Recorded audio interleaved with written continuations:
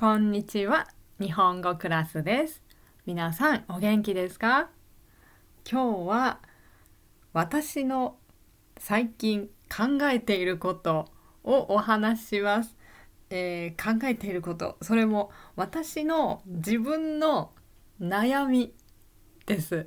悩みっていうとはちょっと困ったなとかどうしようって思ってることです。悪いことですね。いいことじゃないですね。はい。皆さんも同じこと考えてませんかって、こういうこと考えてませんかっていうのをちょっとみんなに聞きたいなとも思ってこのテーマにします。はい。ですね、写真を見てください。すごい素敵な写真だと思いませんか？これは何ですか？どこですか？私の部屋です。私の部屋じゃないですよ。そう、残念ですが違います。これは、そうですね。本屋さんですね。本屋。はい。日本人は本を売ってる店のことを本屋じゃなくて本屋さんってよく言います。さんをつけます。はい。山田さん、高橋さん、本屋さんです。はい。なんか人みたいですよね。さんっていうとね。で、そうなんです。本屋さんですね。この写真ね。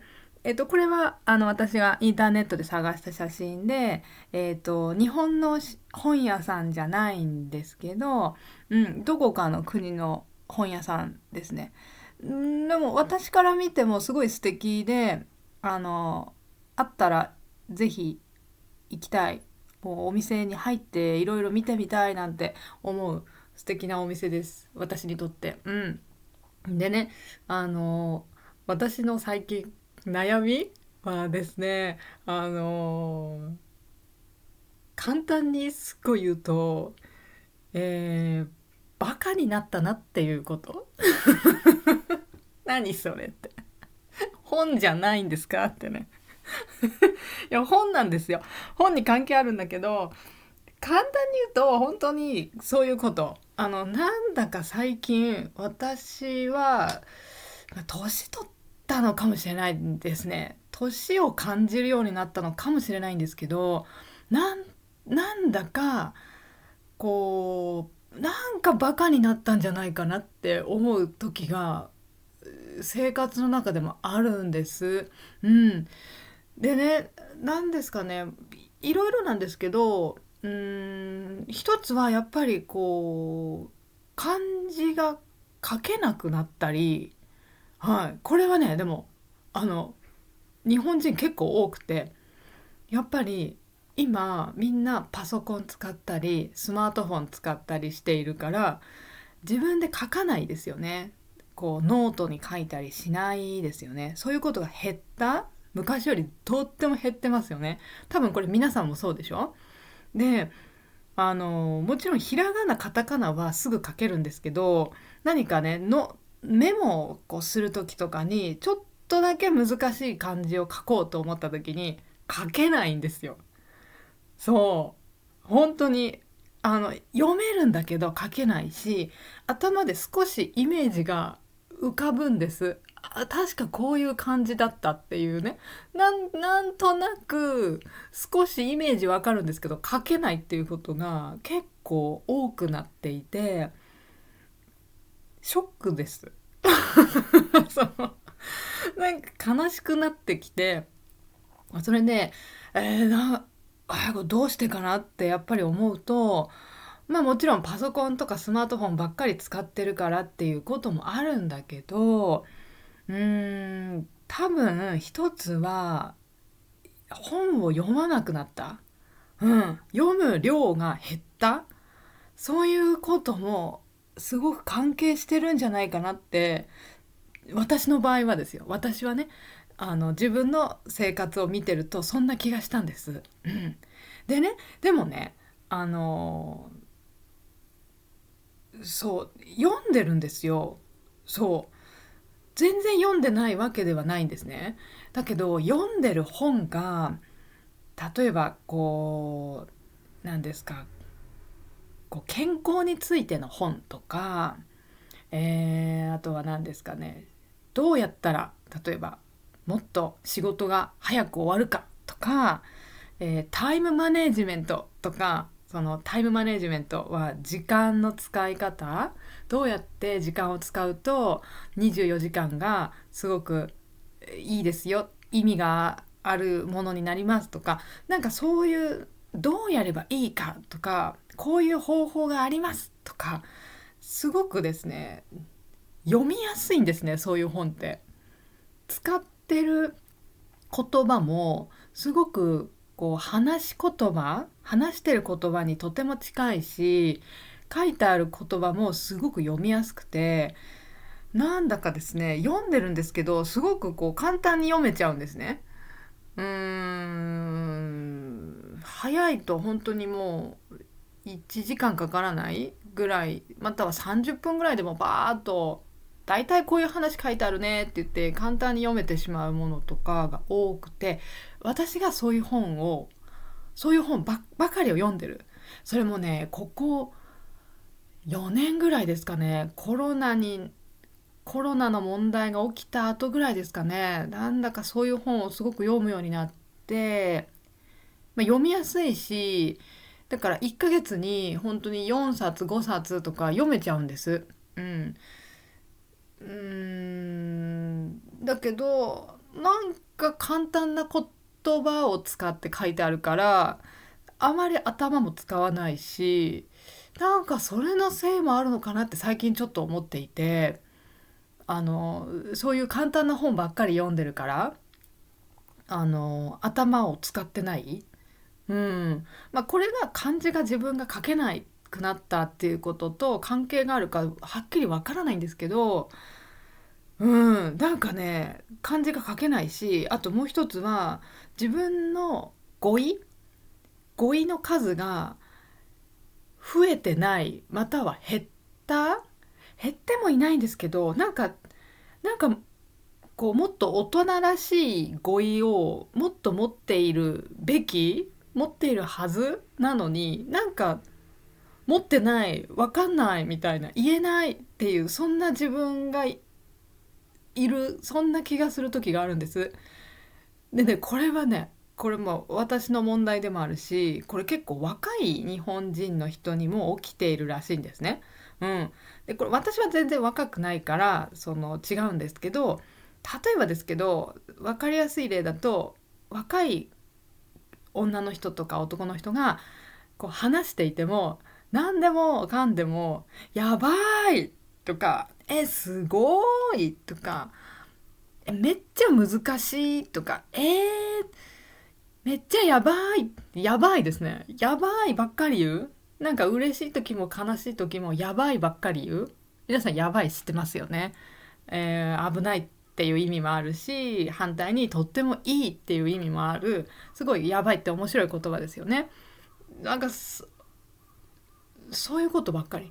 もう例えば今日例えば学生がね言う時、なんか今日先生がめっちゃやばいこと言っててすっごい面白かったんだけど、なんか本当にやばいなって思った。なんかもう何考えてんのって思って、本当やばいじゃんねって、やばいよね、本当だね、それ超やばいね。例えばですよこれね。でもやばいだけね、話ができる、語彙がいらない、他の言葉使わなくても会話ができてしまうというですね、やばいはすごいですね。とっても便利な語彙。でもこれ例えばなんですけど、こんなに私今ひどくないです。自分はそこまで悪くなってないんですけど。でもね、このぐらい、何ですか、なんか嬉しいこともやばいで言えるし、悲しい、なんか大変だ、どうしよう明日試験だとか、何かある、忙しいっていうこともやばいって言えるし、なんか例えばいろんなことを全部やばいで言える。それに他のこともこういうことが起きるんです。簡単な別の語彙で別のことをいろいろ簡単に表現できるっていうので、私はもちろん全部いろんなことやばいやばいって言わないように気をつけてるんですけど、あの他のことでもやばいは使わないけど、なんかもっとこう限られた少ない語彙で自分が思ってることを話したり、人にこう伝えたり書いたり、またはそうですね、こうチャットとかね、皆さんメッセージSNS でね書いたりとか、友達に送ったりってね、LINE とか WhatsApp とか、ありますよね。そういう時もなんか簡単な言葉で説明したり表現してるような気がして、なんか自分ってすごく安っぽいっていうか、なんかバカみたいってちょっと思ったんです。で、誰にも言われてないです。なんかバカみたいだよとか言われてないし、うーん、なんかそんなに大きな問題じゃないんですけど、なんか自分が自分でちょっと嫌だなって思ったんです。うん。でね、それをなんか理由を考えると、なんかいろいろこう本を読む数が減ったとか、そういうところかなっていう気がしてて、で、あの代わりにやっぱり最近私たちってスマートフォンを使って、YouTube を見たり、聞いたりしてますよね。で、私ももちろんそうで、で、あとは何ですか、本の代わりにオーディオブックってありますよね。オーディオブック。読まないで、自分で目で見ないで、本を誰かが読んでくれて、それを聞くっていうのありますよね。で、あれはすごく便利だって言って、日本でもすごく人気があるんですね。で、私もそれを時々使う時あるし、でもあんまり使わないようにしてるんですけど、あのね、なんかね、なんかはっきりわかんないです。この私がバカになった理由ははっきりわかんないんですけど、一つはやっぱり本かなって思ってんです。うん。でね、今ちょっと写真変えたんですけど、例えばこれとかだと、これ外国語の本ですよね。これ多分私見ると多分これ、ドイツ語の本ばっかりここに書いてあるんですけど、私もね、昔ドイツに留学してて、えーまた日本に帰る時とか、やっぱり本をお土産として買ってたんです。自分のために。そう。で、旅行に行って、ドイツにね、旅行に行って、帰る時、また本を買ったりして、はい、日本で読んでたんですけど、最近もちょっとドイツ行った時に、そんなね、本を買おうなんて全く思わなくて、買ったのは本じゃなくてカレンダー。そう、本は本屋さんでカレンダーを買いました。なんか、だからね、なんかね、もう自分の中に本を買って帰ろうっていう気持ちがなくなってる。もうそれってどうしてってちょっとさっき気づいたんです。あれ、私そんなこと全然考えなかったって。でね、これはちょっとこの後私言うの私の問題なんですけど、私最近ね、本を自分の家に持っていたくないっていう気持ちがすごくあって、本ってやっぱり紙だから、読んだ後こう古くなってちょっと臭くなったりとか、虫がついてしまったりっていうことがありますよね。で、そうなるとすごく嫌だなと思ったんです。だからもう最近は本当に読みたい本は図書館で借りて、で読んで返すっていうことをすごくしてるんですね。うん。でね、すごいね、便利なんですけど、もちろんそうすると返さなきゃいけないから早く読むし、で、なんですかね、とっても高い本でも借りれますよね。うん、値段は気にしなくていい。本当に読みたい本が読める。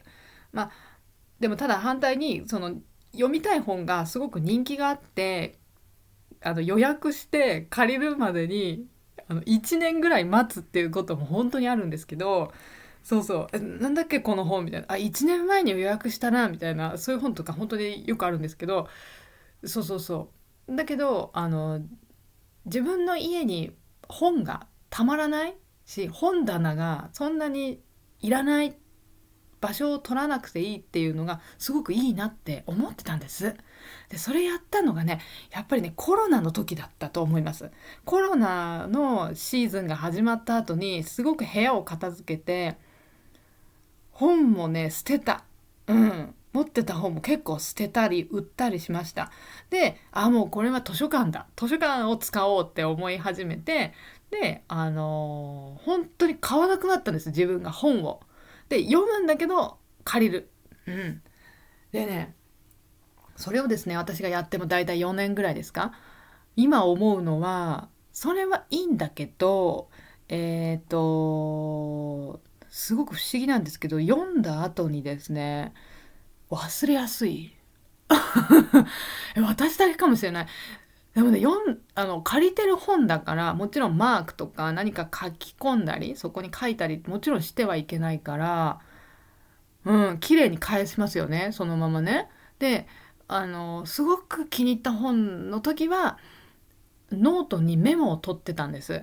こういうこと書いてあるって言ってメモを書いて、でこれで覚えておこうって思ったりで、返さなきゃって返すっていうのをやってたんですけど、なんかね頭にね残ってない。今思い出してもあんまり思い出せない。ノート見ればわかるけど、でもなんかちょっと遠い感じがします。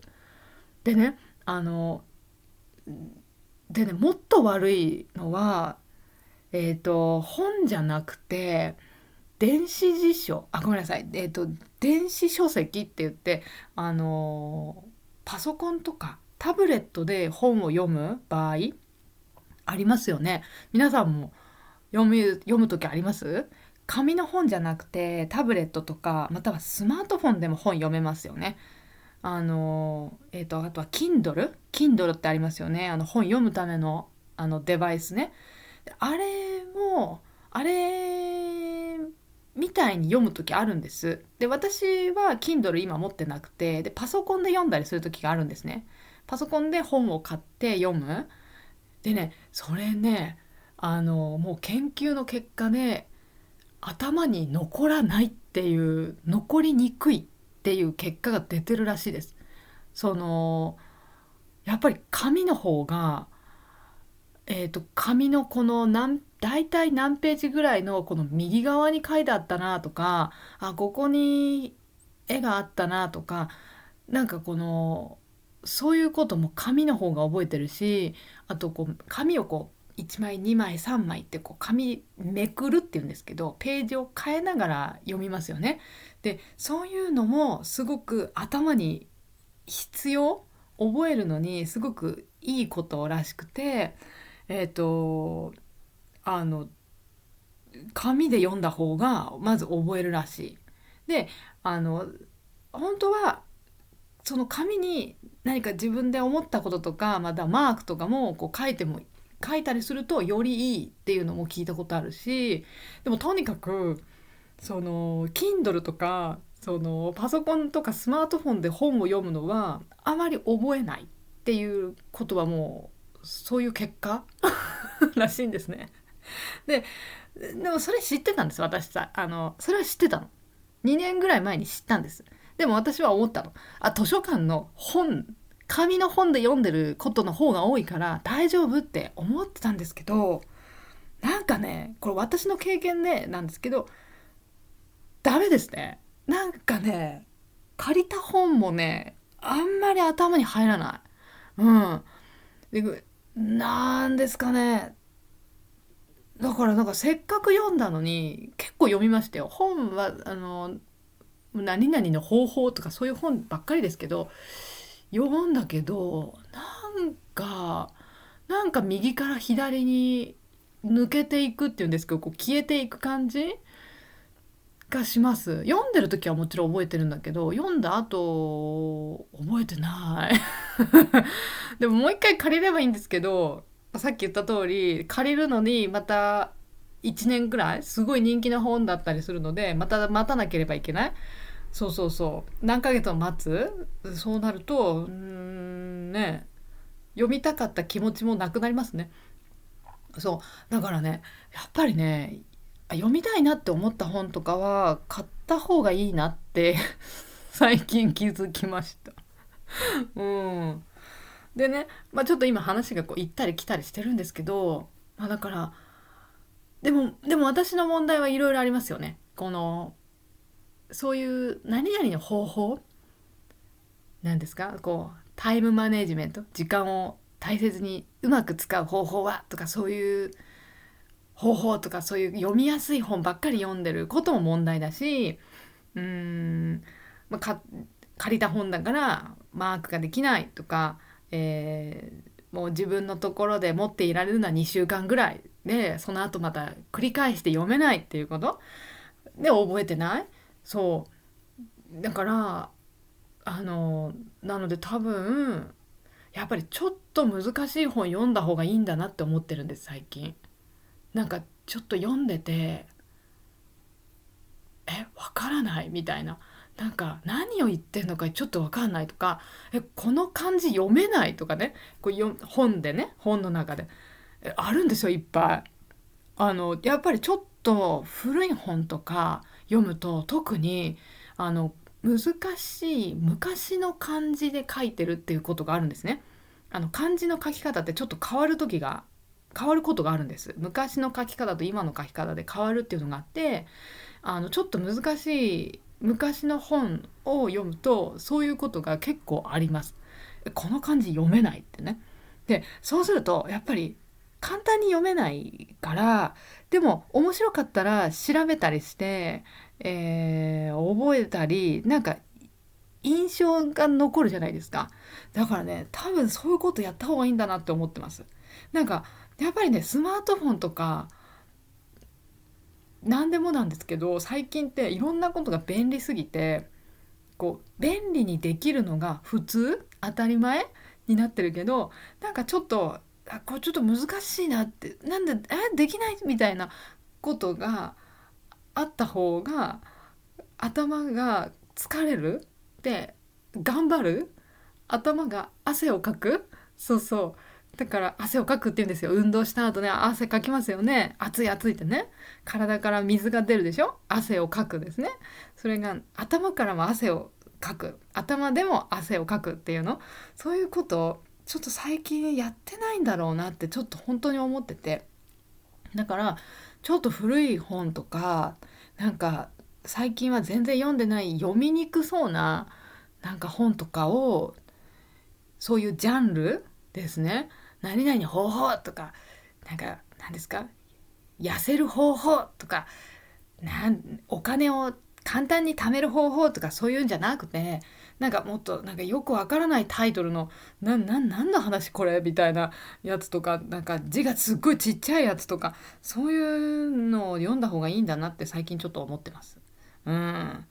でね、ちょっと今お見せしてる写真、ここの本屋さんもすごい素敵なんですけど、そうそうで、今私話したのは私の悩みで、これは本については今日本ですごく大きな問題が起きていて、それは本屋さんがすごく潰れている。潰れるっていうのはダメになるってことです。店を辞める、閉めるっていうこと。はい。たくさんの、小さな本屋さんがすごく辞めてます、日本で。でそれはもうやっぱりコロナの時から特にひどくなっているみたいで、もうコロナで特に皆さん外に出てはいけないってありましたよね、そういう時ね。で本も結局オンラインで買えますね。買えるじゃないですか、アマゾンとかね。で注文すれば家に届くから本屋に行かなくていい。うん、だからたくさんの日本人が今やってるのは、本屋さんで本を立って読む、立ち読みですね。立って読んで、だいたいこういう本かって確認して、でそこで買わない。本屋で買わないで Amazon とかオンラインショップで注文して家に届けてもらう、っていうことをしてる人が多い。そして私もそう本当ごめんなさいですけど、私も買いたい時はそういう風にすごくやってしまうんですね。だからますます本が売れなくて、でそれに大きい本屋さん、チェーンの大きい本屋さんはまだ大丈夫なんですけど、町にある小さな本屋さん、もうここだけのあの家族とかでお店をやってるような小さな本屋さんとか、日本もいっぱいあったんですけど、そういうところが特に難しい、経営がとても難しい、お客さんが本を買ってくれなくて辞めるっていうのがすごく増えてるんですね。でもうね、やっぱりオンラインで買えますからね、どこでも買えちゃいますからね、無料でね、無料って送るの無料ですからね。でね、わーと思って、さっき私ちょっとオンラインでインターネットで調べたら、やっぱり世界中でそういう問題起きてて、本屋さんがダメになるっていうの、みんながオンラインで買うっていうことで、例えばなんですけど、フランス、ヨーロッパのフランスではあのオンラインで買った場合、家まで届けるお金、送料ですね。送料を無料にはしてはいけない。お金を払わなければいけない、お客さんね。送料は絶対かかります。かかるようにしてくださいねっていう法律、国が決めた法律がフランスにはあるらしいです。これすごいですよね。それはつまり簡単に言うと、お店で買ったら自分で本のお金を払って、で自分で持って帰るから、お店で買った方が安いってことです。送るお金がかかっちゃうから、オンラインで買うと、フランスの場合だから、そうすることでお店を守ってるんですね。すごい、そういう法律あるんだと思って、もうね、すごい昔に2014年かなぐらいにそういう法律がもうできていたらしくて、すごいなフランスって思いました。だから日本はそういうのがないので、やっぱりアマゾンで買ったり例えばしたら本送ってもらうの無料なんですね。だからそしたらね、荷物になりますからね、無料で家に届いた方が楽だなっていう人が多いから、やっぱりアマゾン使ったりオンラインで買う人増えちゃって、本屋さんが大変っていうことが起きてますよね。だからね、あのこれはね、日本に皆さん来てくれるとすごく感じます。本屋本当に減ってるんです。そうでね、中でもね、でもね、ちょっと面白い本屋があって、それは東京のですね、神保町っていう町があるんです。東京の神保町っていう駅があるんですけど、皆さんが知ってるのは秋葉原知ってますね、皆さんね。電気とかいろいろアニメとかいろいろ売ってるところ、秋葉原から電車で10分ぐらい乗ったところに神保町っていう駅があるんです。でそこには古い本を売ってるお店がたくさんあるんですね。新しい本じゃなくて、もう誰かが読んで一回売りました。ですっごい古いです、この本50年ぐらい前の本ですとか、またはもっともっと前の本です、そういう本ばっかり集めた本屋のことを古本屋って言うんですね。ここに書きました、古本屋ね。古い本ですね。古い本を集めた本屋さんがあって、でそれが神保町というこの町にすごくたくさんあるんですよ。そういう古本屋さんがいっぱいあるんですね。でそこになぜか日本人じゃなくて外国人の人がいっぱい来てるんですね。そう、ってね、外国人来てる。でね、神保町はね、秋葉原から来る電車で10分ぐらい。あとは渋谷駅、皆さん知ってますね、渋谷駅。ハチ公がいるね、渋谷駅からだと神保町まで20分ぐらいです。電車で20分ぐらい。はい。だから皆さん日本来た時ちょっと行ってほしいんですけど、この神保町に外国人がすごい来てます。はい。今もう。で、なんでかっていうと、皆さんそうですよ。本屋さんに来てるんです。古本屋に来ていて、日本のね、古い本を買っているらしい。日本の古い本、特に例えば雑誌、日本の古い雑誌で、この人の絵が好きとか、あとは何ですか、自分の好きなプロレスラーの写真集、雑誌ですね、雑誌昔のを買ったり、あとはヨーロッパ系の人、ヨーロッパとかアメリカの人がよく来て買うのが、英語で書かれた本とか、そのヨーロッパで書かれた、ヨーロッパの言葉で書かれた本がすごい古い本ね。でそれが、半額とかすごく安く売ってるらしいんです、この神保町で。だから安く買えるじゃないですか。いいじゃないですか。で買って帰るっていう外国人のお客さんがすごく多い。はい、最近。はい。だから神保町はね、今皆さんが行くと、あのここは日本ですか、外国ですかっていう、外国の人ばっかりですみたいな、そんな街になってます。でも実際はすごく、日本のこう昔ながらの古い日本の街が残ってるすごいいいとこなんですけど、あのね本屋さんはねそこはうまくいってますね。面白いですよね。でね、私思ったの、私も行こうかなって、これ神保町にそう神保町行って古い日本語の本を買おうかなって、なんかもうちょっと汚いような本を買って、なんか例えばもうすっごい古いやつね、もうなんかもう200年ぐらい前の本とかを買って、多分もう日本語が違うんですよ、古い言葉。うん言葉って変わるから、200年前の日本語は難しいですよ、読むの難しいよ。うんでもなんか多分いろんな新しい発見がありそうじゃないですか。なんかね、なんかちょっとそういうの読んで、なんかすごいこれ頭の運動になるかなと思ったり、なんか新しい、発見ですね、やっぱりね。新しいこと見つけられるんじゃないかなと思ってて、私ほとんど神保町に行ったことないし、別に何も用事もないんですけど、まあ行ってちょっと見てこようかなって今思ってます。だからね、ちょっと皆さんにもちょっとおすすめと思って今日話したんです、この神保町は。皆さん日本来たら神保町行ってみてください。秋葉原から電車で10分。近い。はい。秋葉原だけじゃもったいない。ちょっと行ってください。楽しいよ、きっと。そう。なんでね。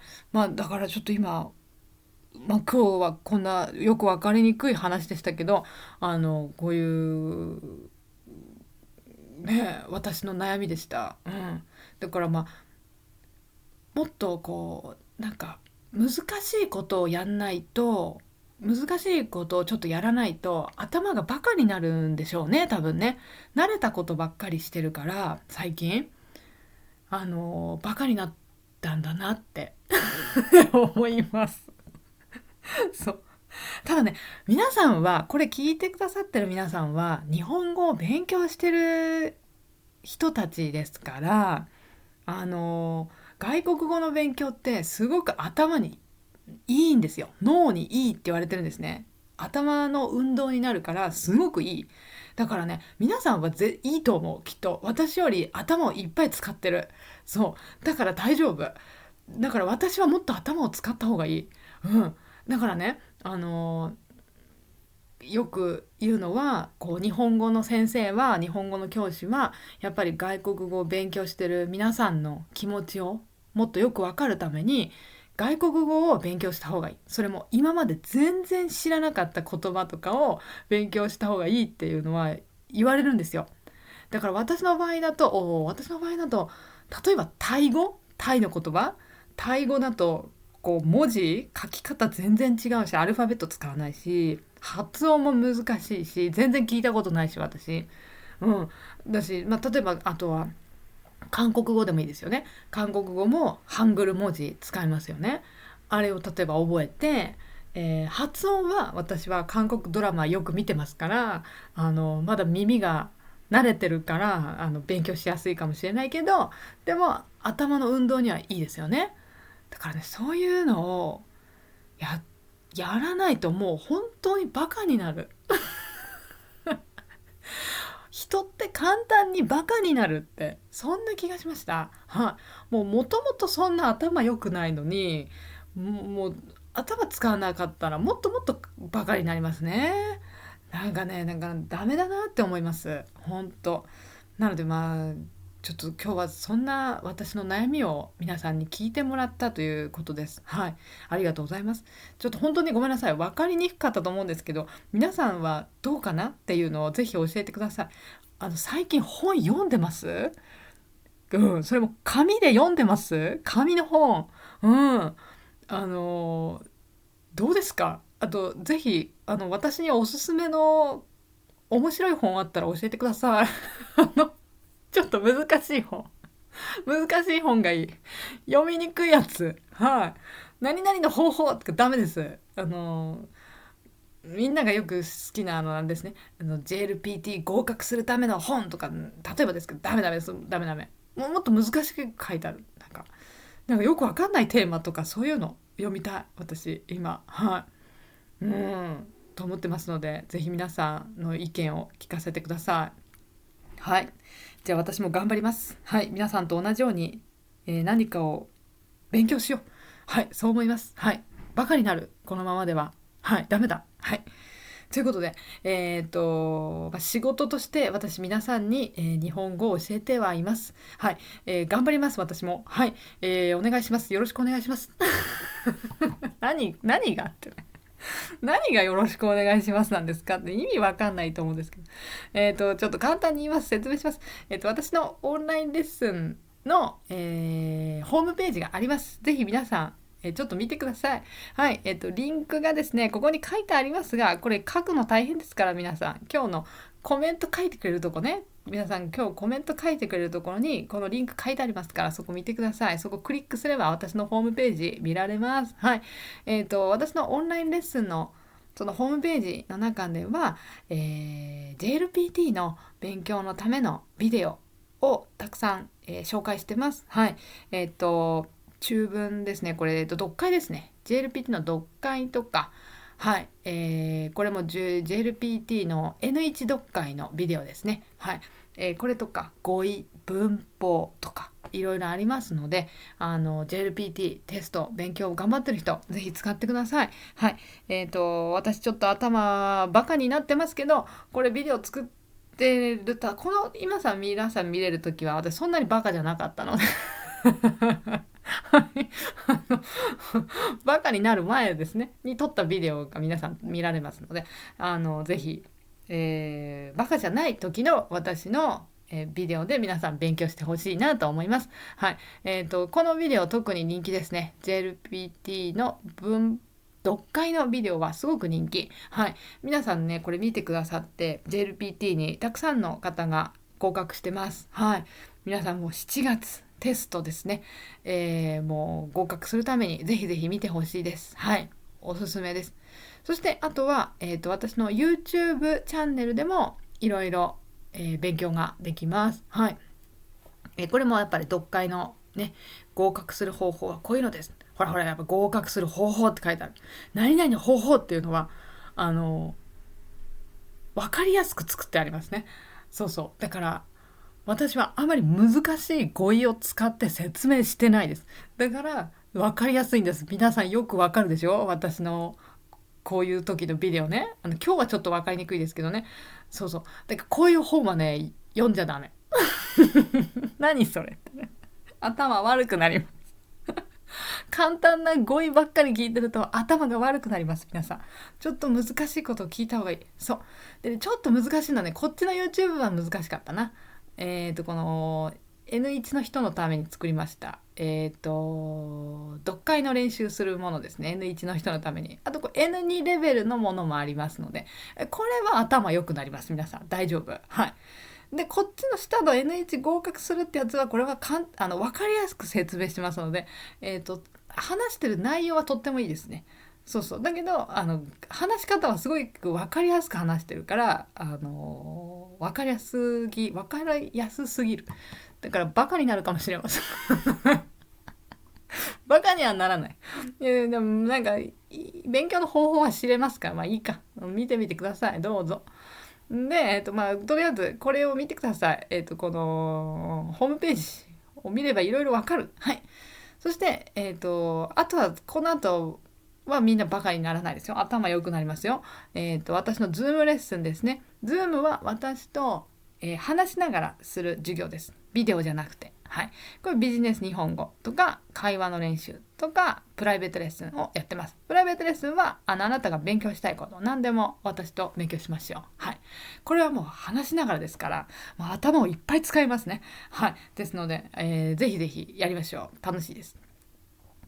ですのでぜひこのホームページ見てみてください。今日のコメントのところに書いてあります。そして X も私してます。今日のコメントのところにリンクが書いてあります。見てみてください。はい。では、今日なんだかちょっと本当に、バカみたいな私が、バカみたいに、長く話してしまいましたが、皆さんどうですか？悩みかな、悩みですよこれ私にとってね。皆さんも最近本読んでますかって、それも紙で読んでますかって、紙じゃないと頭に残らないですよ、紙で読まないと頭に残らないよっていうね。はい。ぜひ皆さん最近どんな本読んだとか、あと私におすすめの本ぜひ教えてください。はい。私読まないとバカになる。頑張ります。はい。皆さんのアドバイスぜひ教えてください。はい。待ってます。よろしくお願いします。ではまたお話しします。今日もありがとうございました。そして今日ライブでチャットでメッセージ書いてくださった方、本当にありがとうございます。はい。また、チャットメッセージ書いてください。よろしくお願いします。では今日はここまでにします。ありがとうございました。